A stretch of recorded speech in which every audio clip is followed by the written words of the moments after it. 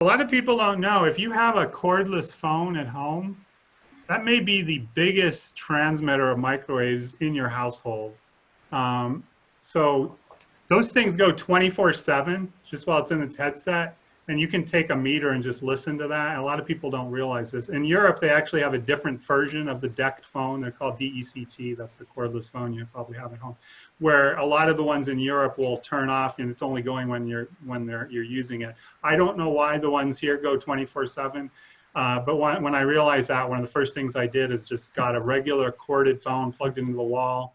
In fact, those will even work when you lose power or electricity. You can still use your phone if you have a landline, if you're directly plugging in. So there's really no reason, other than if you really feel like you need to walk around, just get a long cord or something. That's what I would recommend for those. You want to keep as much distance as possible from any device emitting microwave radiation. We talked about the cell phone and the laptop in particular. A lot of people don't realize that. Distance helps. Of course, it's best not to use them whenever possible, but if you do use them, try to keep distance and limit the amount. Also, when you go to sleep, you really don't want the phone near you. You don't want it under your pillow. You want to keep that away and keep it in airplane mode or keep it far away from you. Likewise with Wi-Fi, you want to. I recommend turning Wi-Fi off at night when you're not using it, because when you're sleeping 7 or 8 hours, you're sitting there on the pillow, you're getting this constant field and you're not moving. And one of the things about microwave effects is, I know a lot of people want to talk about the power or the amplitude, but that's not the only thing. We know that dose is really important. The FCC and the regulation agencies do not recognize dose. So if you're exposed for the same field for 10 years or 1 minute, it makes no difference according to the guidelines. But we know for a fact that the effects are dose dependent, as it is with x-rays, right? 10 x-rays is different than 1,000 x-rays. It's dose dependent. So you want to try to limit things that you're doing for many hours every day. One thing is turn Wi-Fi off at home when you go to sleep. That will help. Even better, you can use your router. Most people can use their router, connect an Ethernet cable, connect their laptop and their devices directly through Ethernet. You can turn off your wireless feature altogether and don't use it. I do that when I'm using my laptop at home.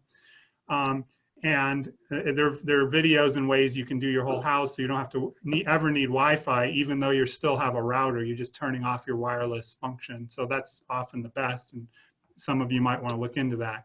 The other things on here, a lot of people don't know about the headsets, okay?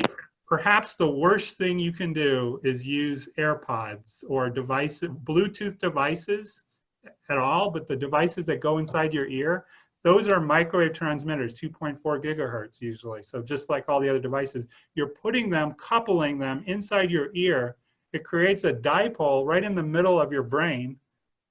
And there's several videos of experts that have looked at this. It's probably one of the worst things you can do in terms of microwave exposure. So the first thing is you want to have a wired. When you're inside a metal enclosure, there's a couple things that happen. One is if you're using your phone, the phone has to increase its signal to get out, as well as the tower, just to get out of the car, because you're in a metal enclosure. So the phone will actually increase its exposure that it's sending and receiving just to maintain a signal. But also the fields are reflecting inside the metal, so you're creating these standing waves inside the car. Those will also create complicated fields. Have you heard of any studies concerning 60 gigahertz at all? So yeah, so it's clear that oxygen has a resonance at 60 gigahertz, and the effects that you're talking about, I believe, are entirely possible, and there's quite a few people that have talked about that. But the facts are that oxygen has an extremely high absorption at 60 gigahertz. So just think about all the different things that might happen at that frequency. And you can also, if you research this, the FCC and industry have always pointed at 60 gigahertz band for at least 20 years, maybe longer. You can find things going back to the 90s, that was a particular band that they wanted for communication. The band of microwave frequencies are harmful, and we all need to recognize and understand that. And when we talk about different bands, we can certainly get different effects. So we talk about 60, we can talk about 100 gigahertz. We can talk, I mean, the bands go up to 300 gigahertz, and they're auctioning off all of these bands, and they all will interact differently with the body. And each person may respond differently to those frequencies. So it gets into a complicated thing. But first, I want people to understand and have this take-home message that there is no doubt that this band of frequencies, just like X-ray radiation, can be harmful to the health. And the idea that these devices are safe has always been, in the end, we're going to be inundated by too much radiation. We can't just, with 5G, there's nowhere we'll be able to go. There's no mountain in the world we'll be able to go that's not being exposed to these fields. So it's up for the people on this call to stand up and say, we need to do something. And I believe the science is on our side, and I do believe the law is on our side. Thank you, Susan Clark, because you've made that very clear. And we need to take control of the fact that both of those are on our side, but we have to understand what the issues are, and we have to be convinced of that, and we have to have confidence that we can explain this in a pragmatic way without having a PhD in any field, right? We don't need a PhD. You should also know that from 2013, the FCC pretty much released 57 to 63 gigahertz as an unlicensed spectrum. That means that many people can start making devices to use that frequency, and it can be broadly deployed. Now, it's been around to be able to be deployed on a commercial basis since like the late 90s, and it hasn't really taken off commercially because they're pretty crappy frequencies, just like a lot of those higher frequency ones are. Right. And so what you really have to understand is just what we're mostly up against is the number of frequencies. So you kind of said there was 3 bands. That's not exactly right. They buy them in little short spurts from 600 megahertz up to 86,000 megahertz in the US right now. There might be some people who buy beyond that in other countries. But what was passed in Senate Bill S19 was essentially 600 megahertz to 86,000 megahertz. And 600 megahertz was already bought by T-Mobile, and that is their 5G. And so when you use the G's, you get all confused because it means everything, okay? Right. And so T-Mobile 5G is much more like 4G because current 4G is only 700 megahertz to 2100 megahertz. We know what that range is. It's fairly small. 5G is that plus 600 megahertz all the way up to 86,000 megahertz. That's your problem. You got way too many frequencies. My name is Tanya Slowacki. I'm a material scientist from Penn State. I work with microwaves to manufacture novel materials. And I think what's really missing from this discussion is understanding spectral chemistry. From that, we know that there's a principle called heterodyning. It's very important to learn this because when you understand heterodyning, materials, including our body, feel the effects of every single frequency that's impacting it. Plus, every combination of them, both additive and subtractive. So you can put up an array of 4 5G antennas. I've seen this. Someone has recently done an antenna search. There were 4 new antennas going up, each broadcasting at 5 different frequencies in the range of 3 to 5 gigahertz. So like 3.87 gigahertz, 4.05 gigahertz. Well, you can take those frequencies and add them up, and you can get a combination that leads to that 60 gigahertz. So you don't actually have to be at 60 gigahertz to get interference with oxygen in the body. A spray of microwave frequencies can achieve that. And this is what we're up against. People do not realize when they do experiments with a single frequency, this is the tip of the iceberg of what we're being exposed to. And no one has done safety studies looking at these sprays of frequencies which can heterodyne. And that can make a big difference in everything that's not being looked at. The second thing is I am a supplements junkie. I have used all the antioxidants. I know all the things to do to protect the system. And I can tell you that 2 years of sitting in my office at the lab at Penn State, and I had no idea that the Wi-Fi transmitter put on the ceiling of my office was going to cause me hearing loss. I developed sudden sensory hearing loss in the ear that was facing that transmitter, like some 8 feet away from me, at levels 10,000 times lower than the FCC safety standards for that frequency. So I can tell you that you can do a lot of things to try to protect yourself nutritionally. But if you have chronic exposure, You know, and that was only about 4 hours a day that I was getting, you know, impacted. It took 2 years. I got hearing loss. It took me 1 year longer to develop pain and chirping noises and stuff that I couldn't explain in my jaw and my ear, to realize that may be a causative factor. Asked them to move it out of my office, and within 1 week, all my pain and the chirping noises and everything were gone. Unfortunately, I still have the hearing loss. So, you know, we're being damaged, all of us. And I think that we really do need to stop the 5G, because this is getting just way too bad. I looked it up on Wikipedia. Could you define heterodyning? It's It's a almost creation like- of a third frequency when two Right, are it's almost like a additive or beat subtractive. frequency. It's almost like you can think of it audio as audio beat frequencies. I always use the analogy, you put two slightly different frequencies in the ear, and you can do brainwave entrainment because you can create, you know, a beat frequency in your brain that actually entrains your brain waves. So what it really means is you think you're up against whatever they've defined and what they can broadcast, but that's not true, because they combine in many ways you can't predict, and you have many, many, many more frequencies that you're actually being exposed to. Exactly. And there's one more myth involved.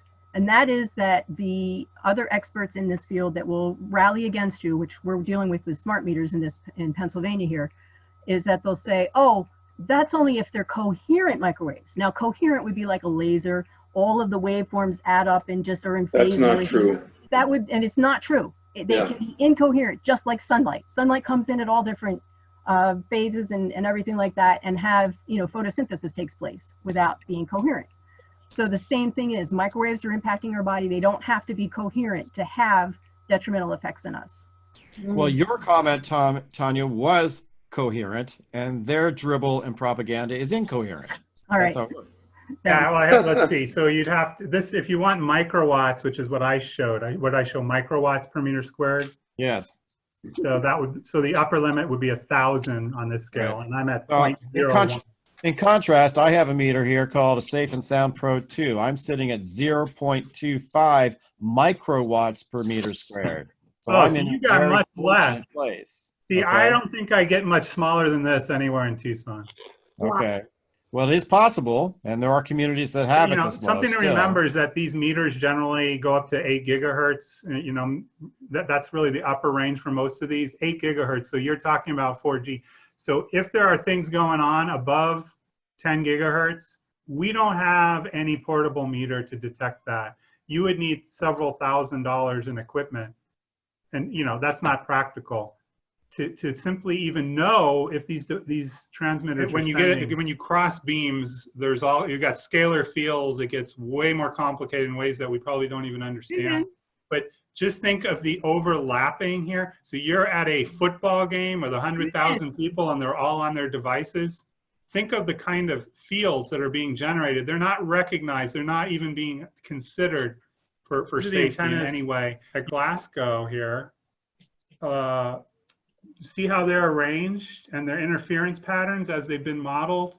When all these transmitters are active, you can see these nodes of really high intensities and low intensities. That is a very complicated pattern, and that's if they're all transmitting the same energy at the same time.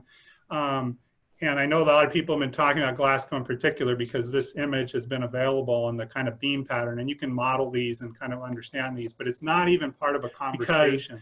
I believe there's two things that we can do. I believe Susan and your team and Paul, you guys have a legal approach that can be very effective, has shown to be effective. I think there are other people out there doing things that are not beneficial, that are not leading to solutions. So that's part of it, the legal side. But the other side that all of us can do is to increase the awareness of this issue.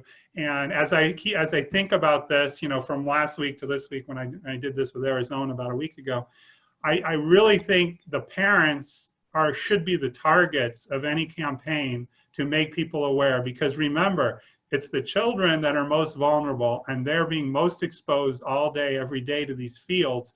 And nobody gets feistier than parents when they recognize what we're talking about. First one is this. What am I looking at? This is the headphones that come with the iPhone, but I got something black in the middle. And that is a ferrite bead.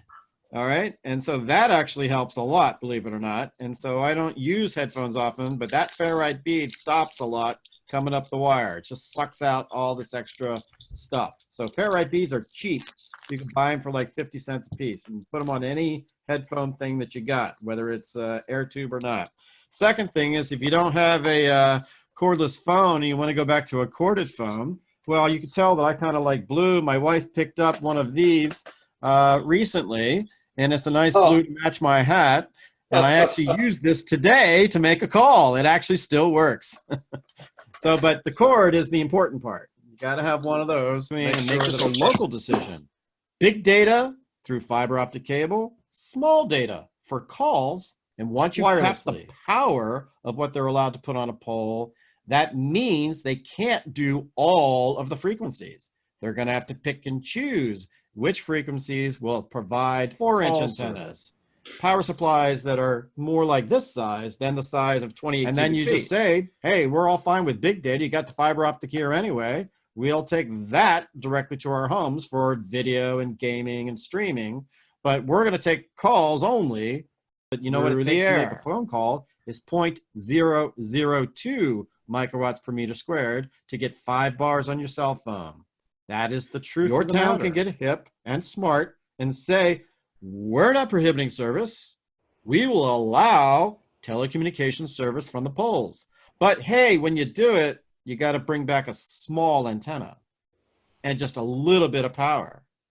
And we can police it with a fuse on the pole and make money if you ever blow the fuse.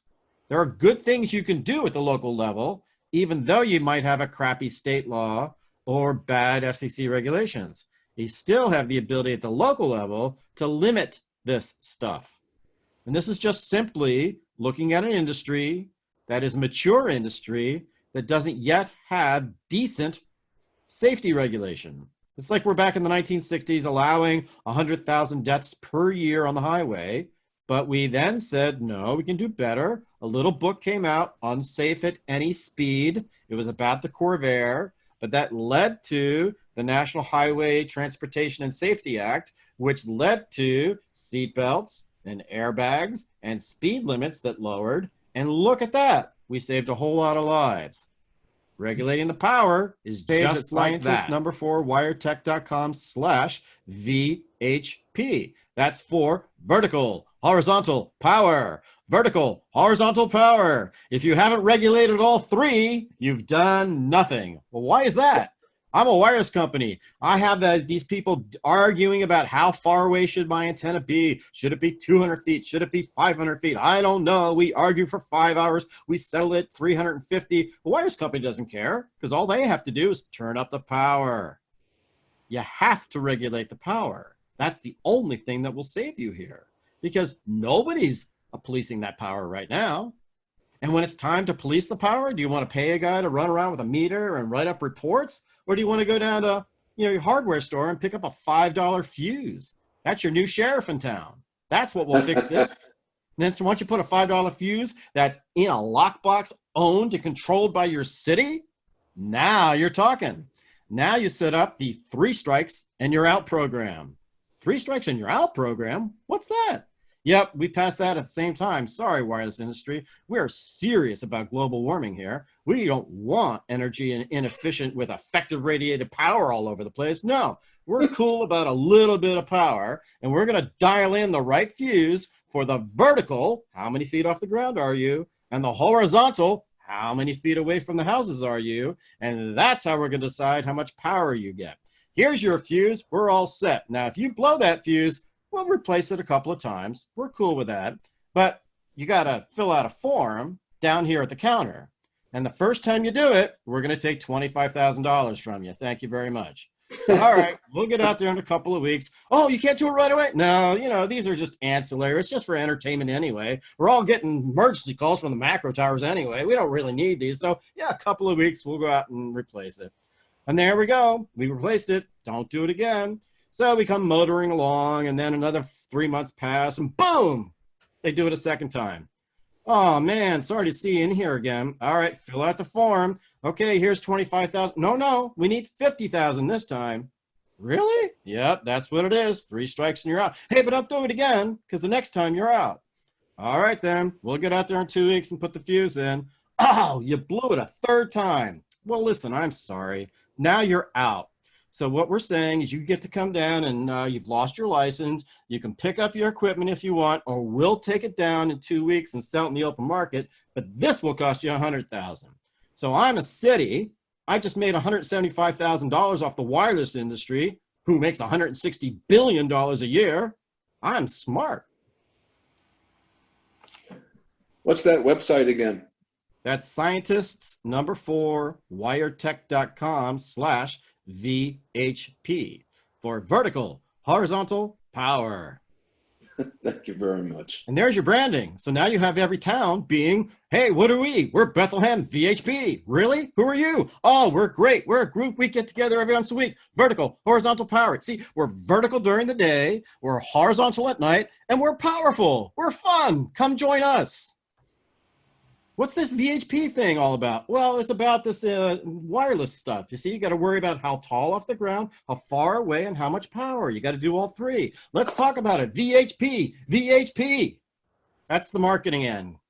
Become VHP proselytizers. We're prophets for VHP. They want to make money. You telling me? They feel like they are just totally bullied by this industry. Oh, they can only charge them so many dollars per poll. They're getting ripped off left and right. Hey, nobody regulated the policing power. Nobody thought to do that. Here's where they get them back. Great.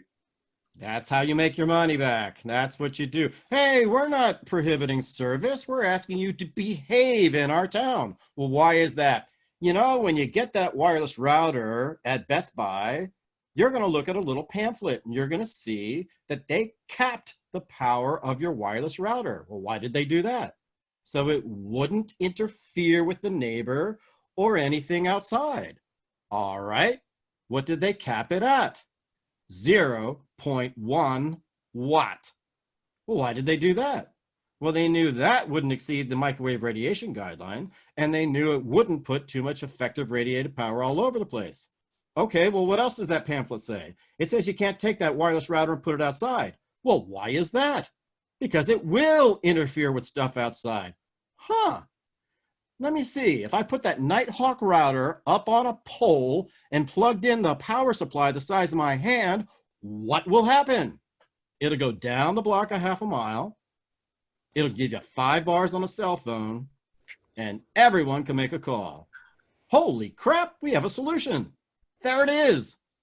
When you regulate the power, you get really small equipment.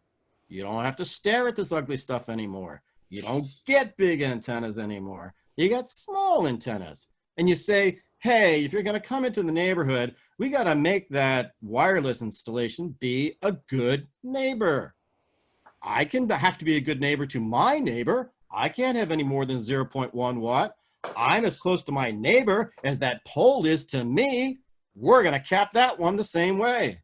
And we're going to use the same FCC rule. No more than 0.1 watt of effective radiated power.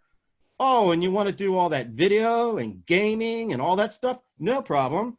We have a sharing box at the bottom of the pole. We don't just put a fuse box on, we also have a sharing box. Well, what's that? Well, if you're going to put fiber in our public rights of way, well, we got to share it so there's public benefit. So we get to jack into that and get that directly to our houses. That's how that works. So it's nice that you're in the public rights of way, but you can't hoard it all for yourself because you're in the public rights of way. Thank you very much. You don't like that? Feel free to install in the next town over. And what you described seems very plausible and, from my perspective, reasonable.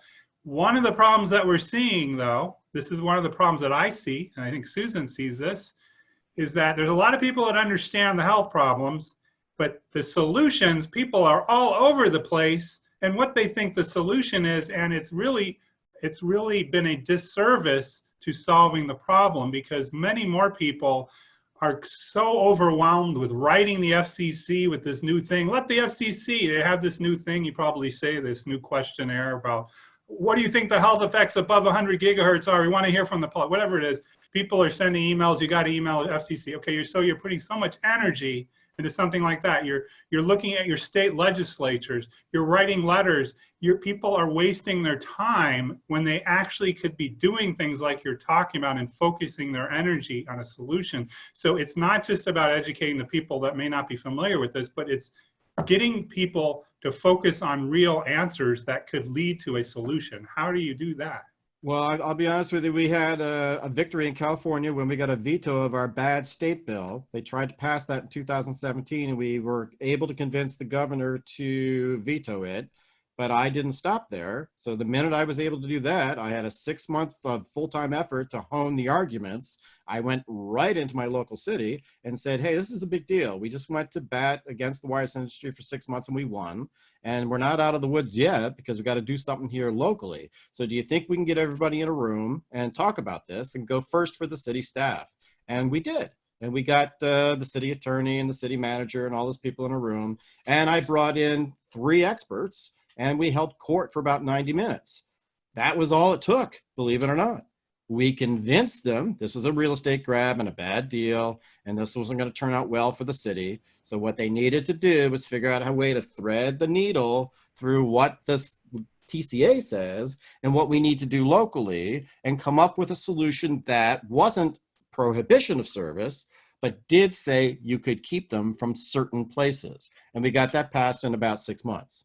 So it is possible to do, but you're right. Most people are fairly new to the issue and they come forward with general complaints and whining and it's terrible and don't hurt me and all these things. And you're actually not getting what you need. What you need is what Susan Clark advocates. You need strong evidence in the public record to see, so they wake up and understand that you are serious.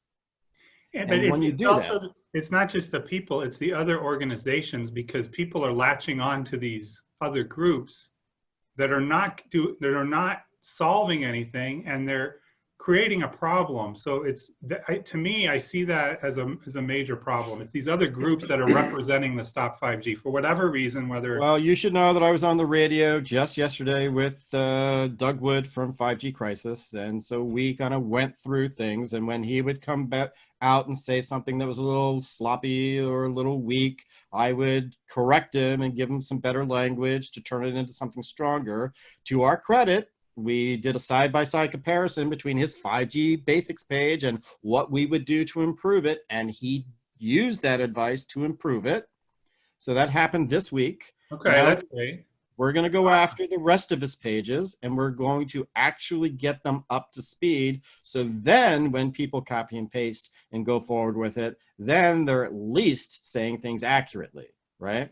Do you think they will be on board with the local solutions that you talked about? Because I don't believe they're advocating. Oh, I've been selling it to them since October, and I'll give you an example. NEPA. NEPA is a great strategy for delay. We have 4 separate NEPA complaints with the FCC right now. We are delaying the crap out of 4 big towers in California, and it's working because these guys are having to sift through 400 pages of evidence in order to figure out whether there's a significant environmental impact or not. And that takes them time because they're not staffed for it, okay? So these towers are effectively not being built during this time when we're enforcing NEPA. Who's enforcing it? Not your city, individual people.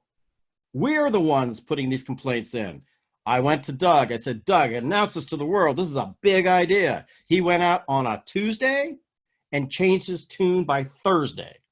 And he wrote some crazy thing that said, there's no legal basis for doing this, and you can't do this, and this was wrong. And it's like, what are you talking about?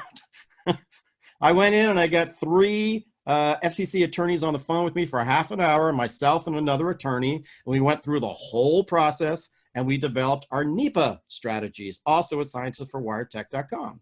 It's working. Everybody should do this. It only holds up those 4 towers, but no, it'll hold up every single tower that they have an application for. It's just so even though there's only 4 that are on record, they can't put in other towers at the same time. Just so we're clear, the 4 towers I've talked about, Thousand Oaks, San Francisco, Sonoma, and South Lake Tahoe, all different projects, okay? Yeah. In Sonoma, I've reported all 3 small cells. Why? because there's a specific rule that says this. If the lower edge of your antenna is 10 meters or less from the ground, 33 feet, and puts out 1,000 watts of effective radiated power or more, bing, you must do an environmental assessment by rule. That's the rule. How many small cells fit that bill? Every single one that's on a light pole. Now, how many small cell applications must go through NEPA review? Per the FCC, every single one. How many small cells can you throw into indeterminate delay right now? Every single one. What is the limiting factor? People, time, energy. That's it. You're the police person. You don't have to convince your city of anything. You could do this tomorrow. This is real. You can do it. Everybody should do it. Look at every application there is. Go down. Hey, is there any evidence of NEPA review for this tower? Oh, there isn't. I just saw the file. Cool. What we're going to do is we're going to ask you, the city, to declare their application incomplete because there is no NEPA review. Will you please do that? Smart cities will. Dumb cities won't. Don't worry. Gather up all the evidence, send it off to the FCC, and report that applicant and that tower because it does not have NEPA review. Everything has to stop now. Can I ask what NEPA stands for? Sorry. National Environmental Policy Act. Passed You'll find a NEPA strategies page at scientistsforwiredtech.com. It's been there since November. Okay. We've enforced it, man, on these places, and we're going to keep enforcing it. And you should look at your OSHA rules, too. A lot of these small cells might be against OSHA. You should look at your state OSHA. You should never allow them to put an antenna above a high voltage electrical line. They have a rule in California that says you can't operate machinery above a high voltage line. Well, what happens when you put an antenna up there? What is it? It's a machine. What does it do? It takes data and electricity and manufactures electromagnetic radiation. That's a machine. Can it be above high voltage lines? No. That's exactly Get them why down. At that time, you invoke vertical, horizontal power. So not only do you take it down, when you put it back up, you put up a 4-inch antenna because that's all you're going to get. Here's the other thing, at least in the Cal OSHA law, it says this. If you're going to put an antenna up there, you're going to have to power off the high voltage lines in order to do the work. If you don't do that, you violated OSHA right there. Hey, do you have memory of them turning off the electricity in your neighborhoods when they do these installs? If you don't, wow, they just violated OSHA rules. What are they going to have to do? Fine all these companies, put all these guys out of business. You can attack. Well, that's a great idea. Attack all of these guys. All right. These are the guys that are building the gas chamber brick by brick. Are they our friends? No. What do you want to do? I want to put them out of business personally. How about you? And if they want to do an install, walk up to the crew and say, excuse me, please show me the permit for the construction. Oh, we don't have that. I'm sorry. You can't do it today. What do you mean I can't do it today? Yep, that's right. I'm calling the police right now. You can't produce a permit. When you do, you might be able to construct, but you can't do it right now because that's the law. I have a friend who did that 4 times in a row. He introduced so much delay that so much happened that the permit that they issue expired. He'll never get this. You can do this very simple equation. This is on VHP, and it gives an example. But all you need to do is identify from the antenna specifications a few things. What's the channel? What's the maximum power input to that channel? And what's the antenna gain? You multiply those two numbers together, and you're going to get maximum effective radiated power for that channel. Then you do it for all the rest of the channels, and then you know what that antenna can do. Doesn't matter that they're going to match it up with a particular radio this year, because next year they can swap out the radio without going through any permit process. So you can't trust their RF report. No. You don't care about that RF report. You don't care about whatever radios they used. You don't care about any of that. You care about the antenna. And if the antenna puts out more power, more than 0.1 watt, well, then you say to your city, please reject this antenna. and have them bring back a more appropriate antenna that would be a good neighbor in our neighborhood. So these are just things that are described on my website. We are thinking out of the box as much as we possibly can in order to try to get people to push these companies all over the map and let them know that building in your town is going to be the biggest pain in the ass they can imagine. And they're going to have to cross every T and dot every I before they get an inch. And you're going to win because they're going to go to the next town. They're going to lead you to the have is obviously COVID-19 shutdown. Nobody can be in Washington, D.C. right now to do the lobbying. And these kinds of crappy bills might make it into some kind of COVID-19 support bill. That's the biggest problem we have. We really do need to hammer the phones to make sure that that bill plus Senate Bill 1699, which is the one that rewrites the Telecommunications Sightings Act, takes it from 400 words to 1,800 words, and essentially shoves down our throat the same thing that these bad state bills were trying to do. We can't let either of those get in. The regulators had a lawsuit that actually saw the DC Circuit Court of Appeals received in January, I believe on Friday the 13th in March.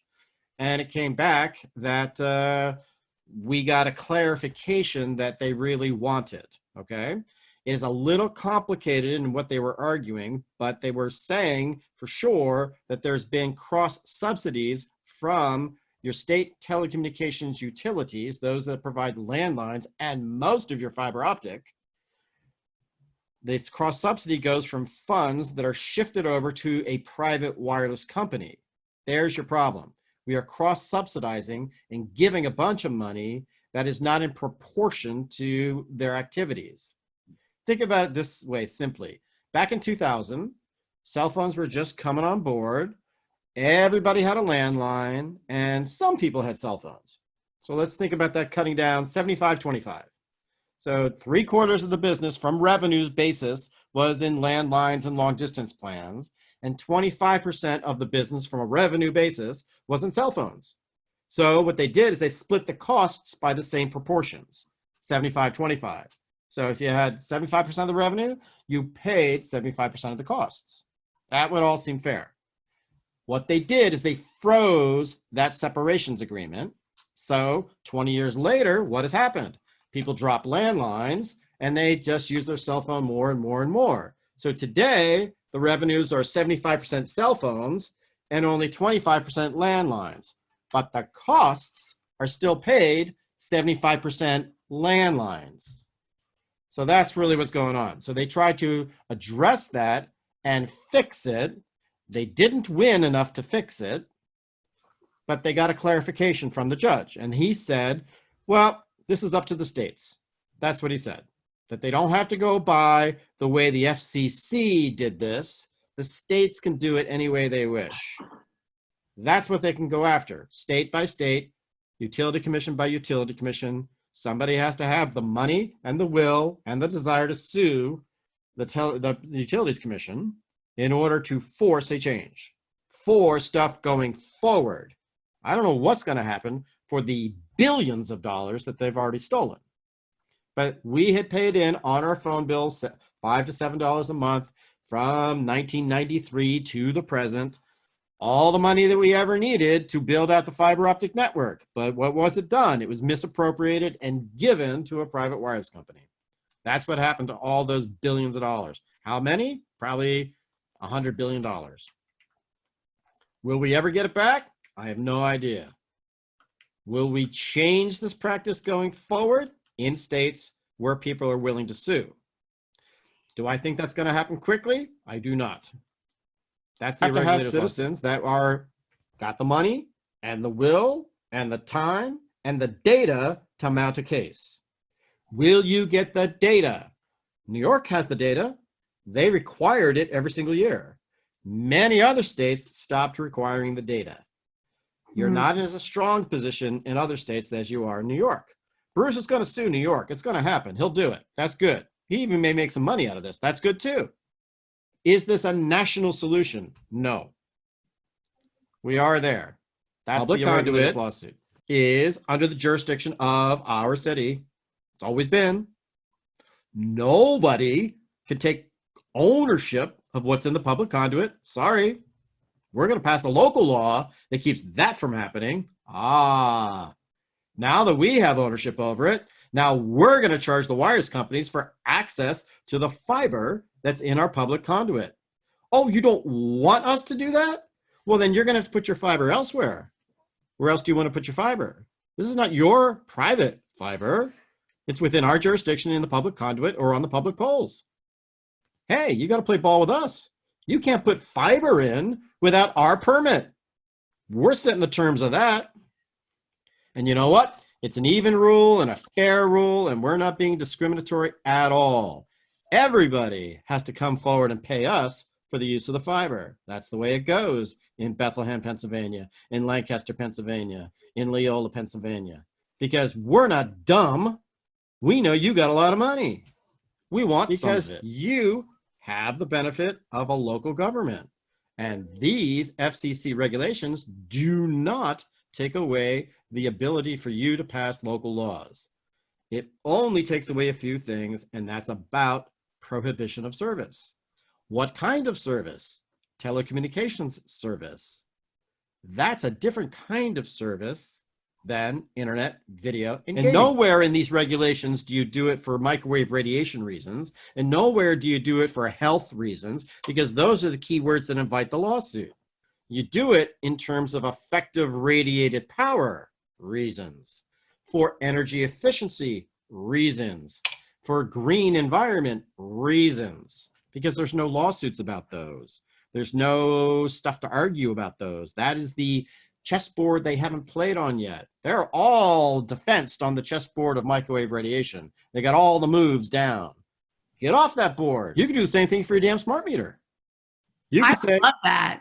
You know what? We're going to cut the power from these smart meters because this is old technology that thought we didn't have small cells. Well, now that we have small cells that are a 0.1 watt of power, how much wattage would it take to talk to that small cell? Oh, a quarter of a watt of power. All right, cool. 0.025 or whatever, right?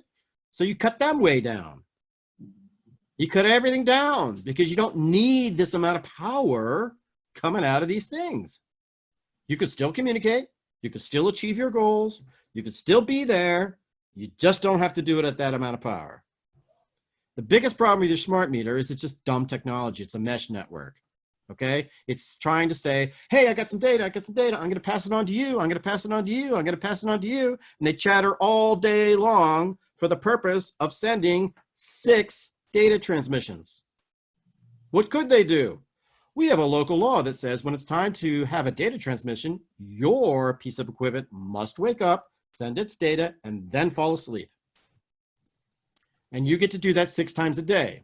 And if you go beyond that, well, then we're going to fine you. What are the 2 federal bill numbers that we're supposed to be opposing? 1699, that's a Senate bill, and HR 6488 are the ones that have not yet passed that are the worst. There are other bills out there, but those are the 2 that I think they have their eye on to get passed. So anyway, there are all kinds of tools that are available for planning. For example, I will say it once again, Trello is an excellent, secure planning tool for a team that's trying to get something done. It's much better than sending a lot of these documents that you don't want everybody to read back and forth. You end up putting it up on Trello, then you send them an email that says check Trello, or give them the link to the Trello card. Then they can go get it, and that doesn't mean that it lives on an email server somewhere. Right? Okay. Get out of this box by picking better services. Okay. All right. So Trello, and then for mass emails, you think just a good email that, like if MailChimp would kick us out? Hey, if MailChimp works for you, I think it's okay. But at this point, MailChimp is big enough to get the attention of the federal government. And so they're going to put a little, hose right there at MailChimp because it's so popular, right? Mm-hmm. So that's why I stay off of really popular services in order to, they don't think about getting every last little one, but they definitely go to the Google servers and they definitely go to the Microsoft and the Yahoo ones and all those guys.